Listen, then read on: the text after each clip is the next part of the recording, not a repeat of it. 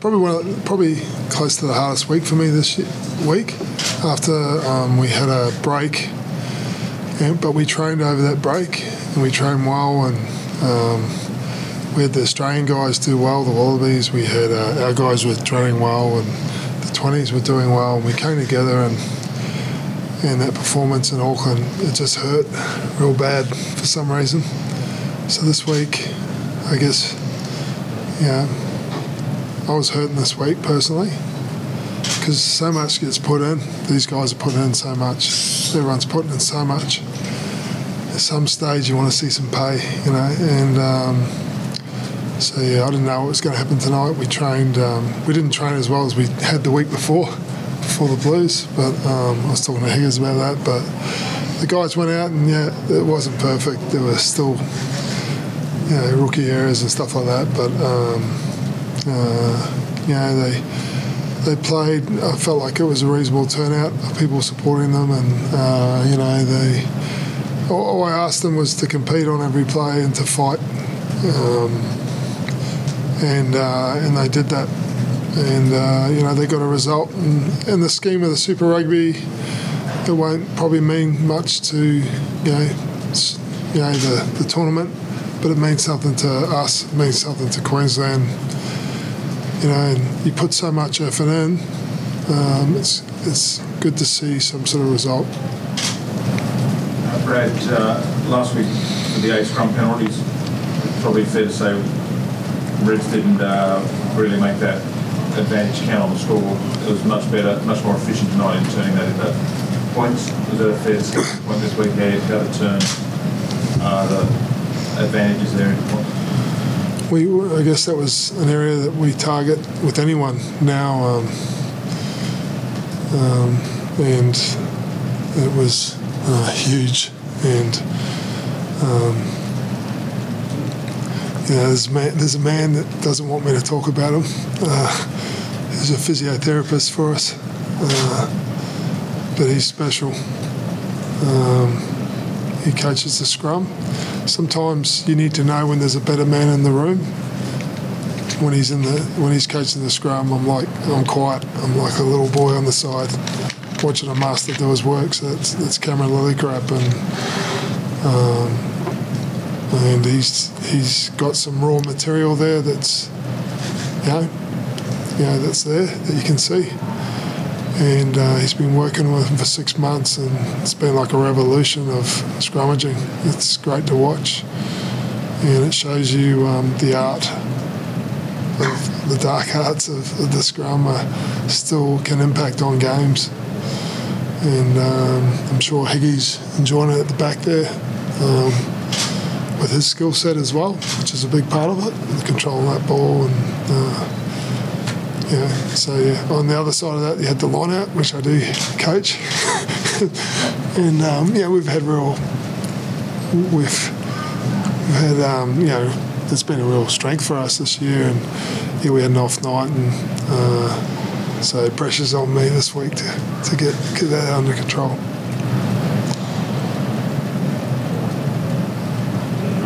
Scott, important game from all you've said this week, just about getting a win for the young guys, getting back on the board, really, after 5 losses. Yeah, I mean, I think a lot of tonight was just based on defence, and we talked about. I think they're a good attacking side, the Rebels. And I think I spoke to you earlier in the week. If you sit back and let Ruru run and make decisions for the defence, then he'll make you pay. And we did a good job. We talked about getting off the line. We talked about being onside. And that's what we did. We got off the line, and we sort of sat him down in defence, and that worked out well for us. Brad, the last try that Patea just sized the line up, made the right play, and then that offload, that's the guy who's only 18. How much upside does he have to come? Turned to 18 in March. As soon as I heard he was 18, because he did the pre-season with us. He came down to training with maybe he came and trained with us under 20s or something last year. I remember then saying, sign him now. And a year later, we brought him in the pre-season, did the army camp and all that at 17-year-old. And then I heard, how old is he now? 18? Okay. And I think he's played about 10 games of Super Rugby now. But he replaced Samu Karevi tonight, a Wallaby. An 18-year-old replaced him. And, yeah, he's a special kid. And he's a humble kid. A really lovely boy from a lovely family. And you're seeing a kid like that. Yeah, you look at Duncan, really stood up, and Jono, and Duncan was the old guy out there at about, what is he, 23, 24. You know, he had the young halfbacks out there. I think Tate's still 19, and Mo's only 21 or something. You got Hamish who's just turned 20. You got an 18-year-old outside them. I don't know. Do you guys, you're noticing that it's they're playing Super Rugby. They're doing okay. Because just other everyone was contributing, but I thought Liam Wright had a standout game as a 7, and he's been chipping away. He's been putting weight on, and he's someone you're going to see a lot of, in my opinion. Higgy's thinks, but so yeah. You found like you started the season with Tuttle and Lance and Ben Lucas, but now you've played the last few with Sorobi and Stewart and Tate's played 2 minutes. You've like between those 3 guys, you found the halves that you want to take forward into the next couple of years. Yeah, well, it's a good little contest there, and Tuts is such a champion and such showing such character, because he's just working and working and working, and it hurts because these guys are getting a go in front of him. Actually spoke to him this week, and it's tough when you speak to guys because other guys are getting, it's professional sport, it's not under 10s anymore. It's pretty it's obviously competitive and a little bit ruthless, I guess. But the speed of play from Moses and Tate is impressive. And we play at speed. That's where I want this club to be at. And there's lots of there's bits of rookie areas and stuff like that. But you've got to back these boys, and Tuts is still there fighting, and nothing to say he's not. Can be back involved in that as well. Brad, what does it go with George Smith and Toa pre-match? Getting the angle, are they okay? Are they all right for next week? What's it go? George's knee, so he was swollen or something. So I'm not sure about him next week. He might be ready, but I'll appreciate what George has done, and I'll be doing what's best. Obviously, I'll be thinking of the team, but also for George, because he's a great man, and I'll be if I need to look after him, I will. And Aiden hurt his pec doing some gym, so it was just something light, but that was. And Jaden Armino and Teddy Teller would have been nice for him to get some time off the bench. But yeah, it was. If you think about it, Ben Lucas, Samu Karevi, Chris Sortia, Isaiah Parisi, Aiden Tower. It's like most of our backline that we started the season with. We're out. So.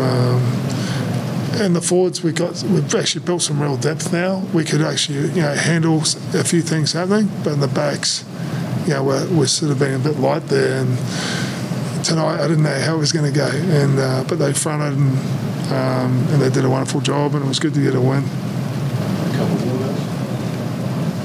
Scott, yourself, when you look at Taniel, what are you seeing there when you're back of that scrum? What are you feeling in front of you? They're certainly testing me and my soccer skills at the back there. Those boys.